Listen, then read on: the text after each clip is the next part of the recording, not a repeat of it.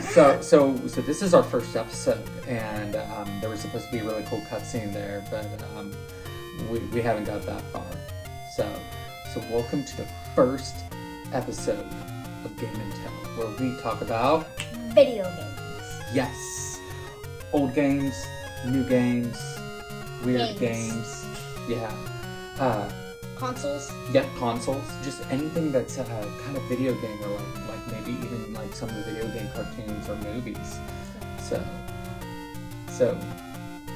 what you want to introduce what we're going to talk about today on episode 1?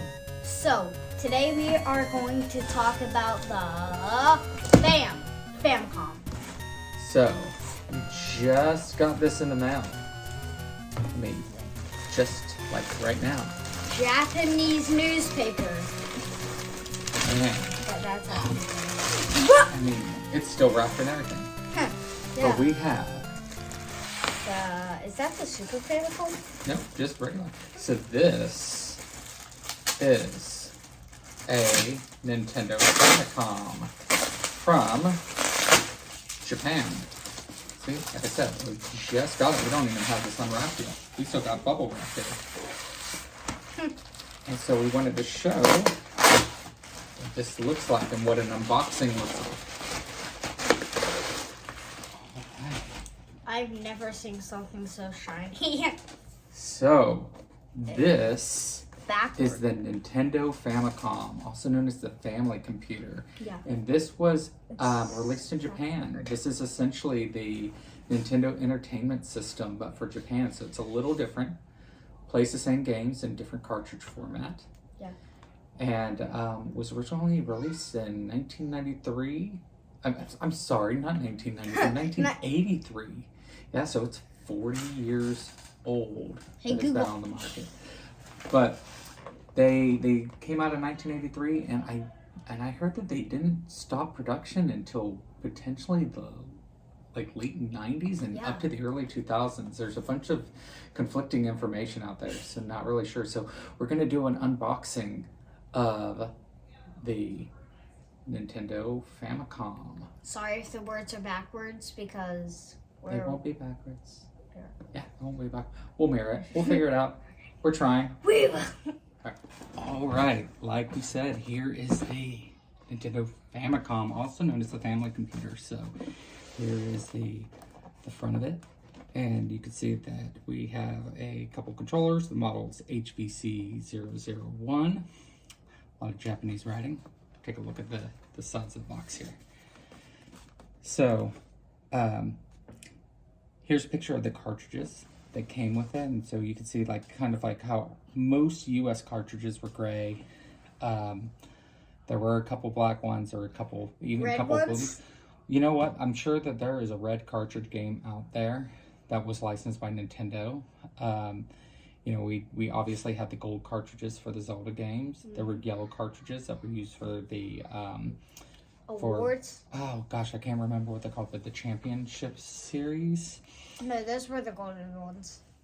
Oh, okay. Well, I'm sure somebody will be polite and comment and tell us where we're wrong and what we need to know. But the cool thing about the Famicom, their cartridges came in all sorts of different colors. So we have like a rainbow of colors there. Mm-hmm. And then on the side, which just says family computer, and 1983. How many years is that? 40. Bam, man. You're good with that math. Right? Again, kind of the same thing there.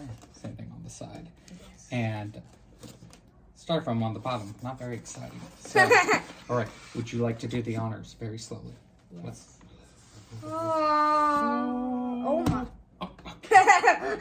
All right. Very professional. He's going to lose his opening box privileges now. No, I'm not. All right.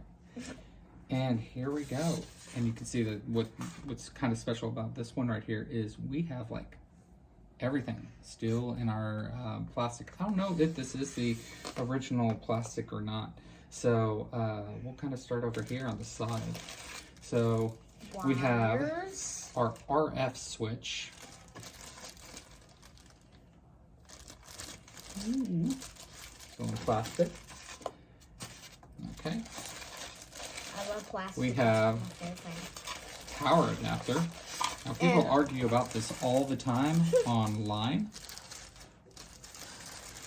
but the guidance is not to use this in the United States. The power is just a little bit different, and some people claim it works. Some people say it will work, it's within tolerance, but you might shorten the life of your power adapter or your Famicom. These are pretty cheap. Spend the 15 bucks. Get one off of Amazon that's actually rated for the United States. What's interesting about this is a lot of these, and so I can't tell you if this is when this one was produced, and just says AC adapter, and it does say Nintendo. You won't be able to see it, but right here it does say Nintendo. But some of these have a icon that says FF on the side, and if you know anything about that FF icon, which I think it's Famicom Family Computer. I'm not really sure what Famicom the FF stands for now, and I'm gonna have to go look that up. Famicom And Family. maybe we'll come back to this video at some point, and we'll put information to correct me in the bottom.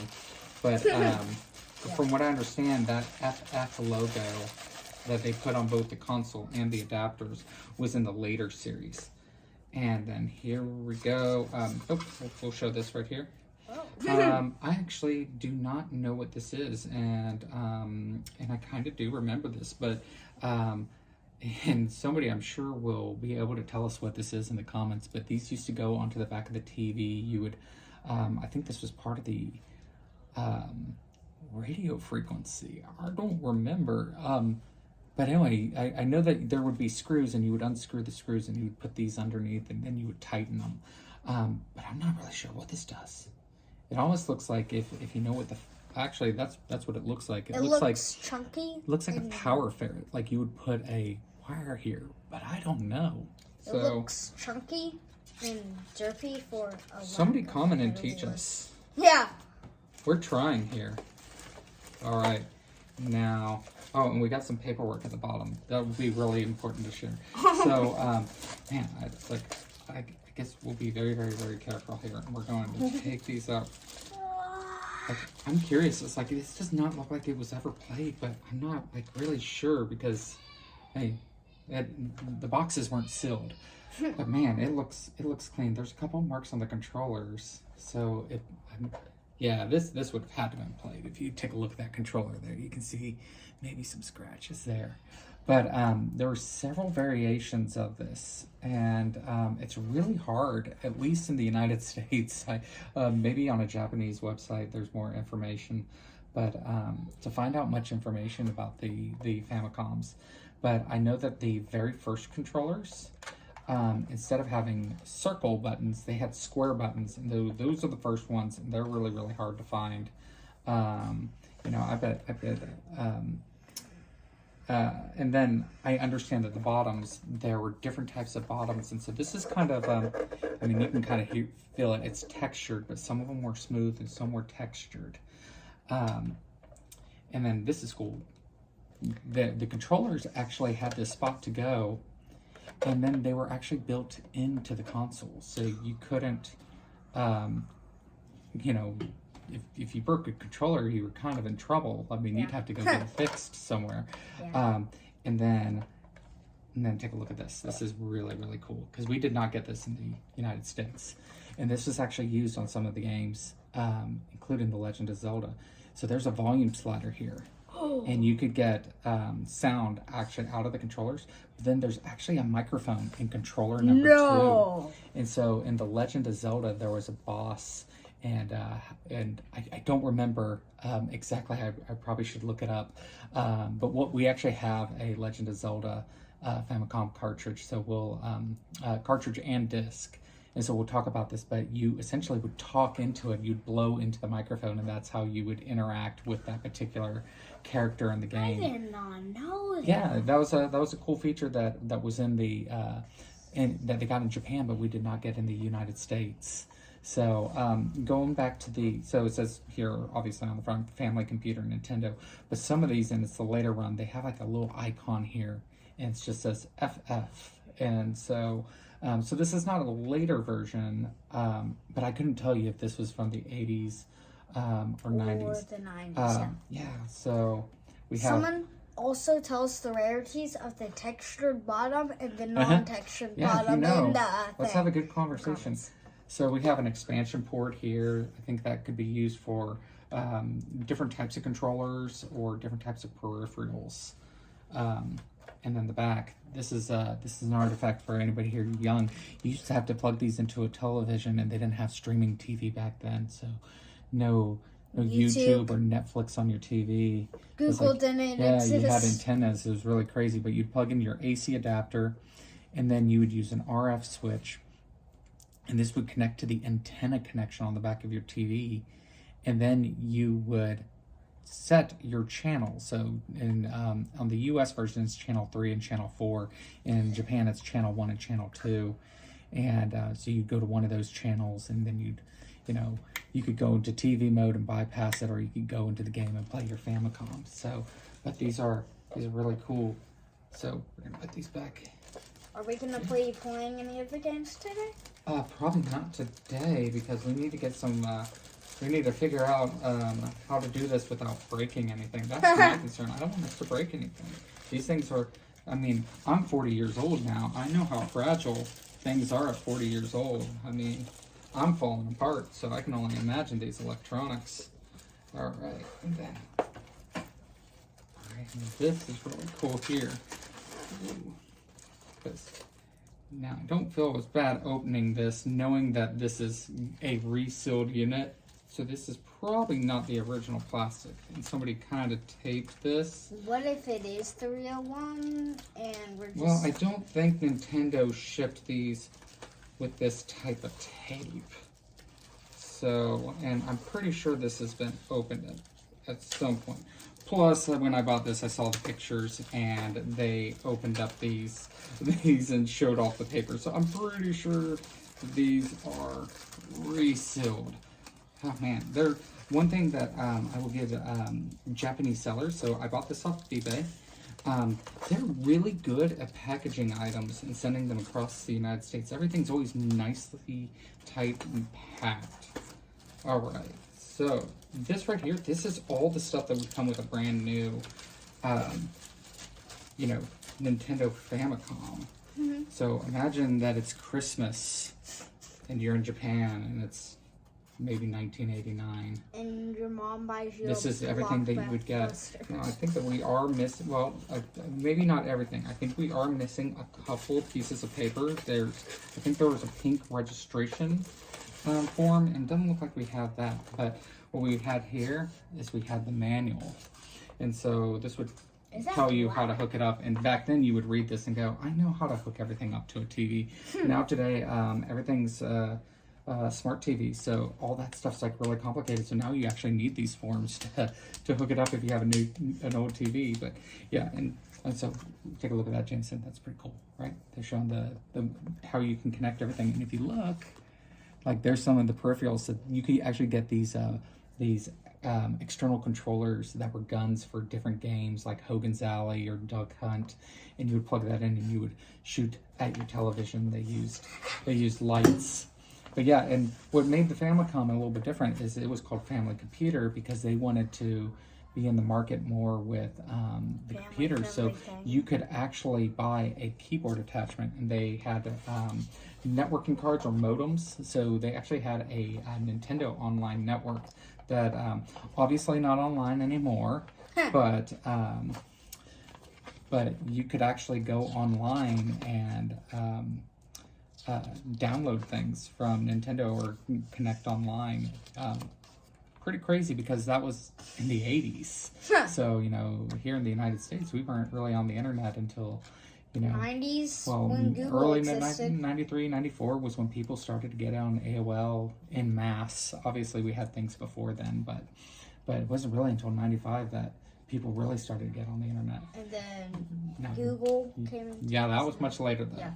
Now this is the cool part, and we'll have to show this, is if you do look at buying one of these on eBay, your manual on the back has a serial number, and you want to make sure that that serial number corresponds with the serial number that's on the bottom of the console. So these match, and that was the reason why it took me so long to buy one of these, is most of the listings, like probably 75% of them, for boxed ones, do not have matching serial numbers, which means that they're taking a console that doesn't have a box, or they're taking a box that has like a bad looking console, or maybe it's the console's broke, and they're mixing and matching them.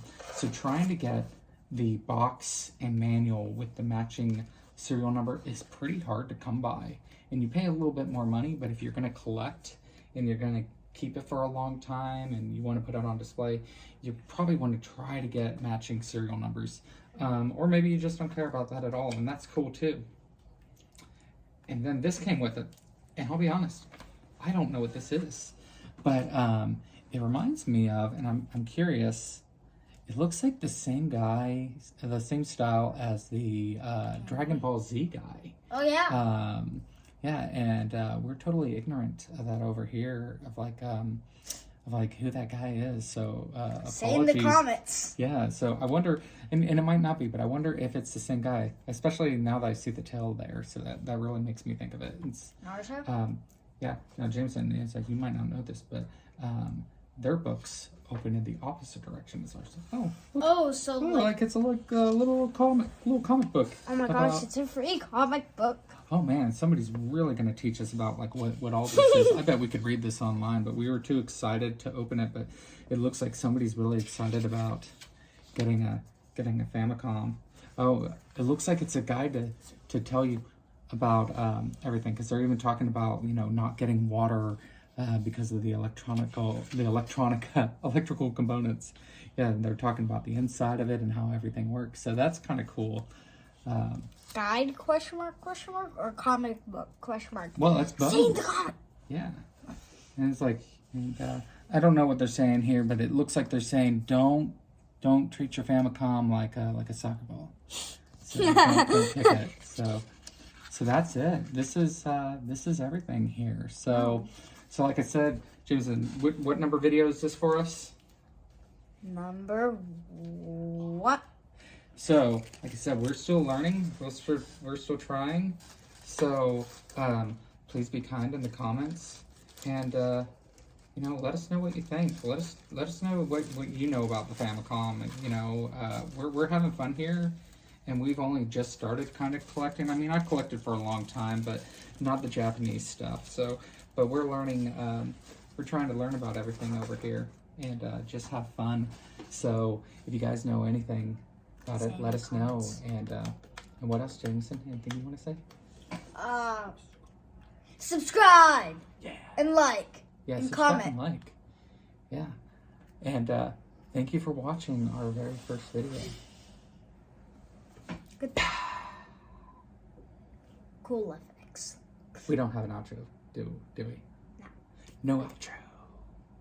Unless maybe you're watching this 5 years later and we got our, you know, act together and we made an outro video and an intro video and then like a wipe video. So we'll work on that. So Goodbye.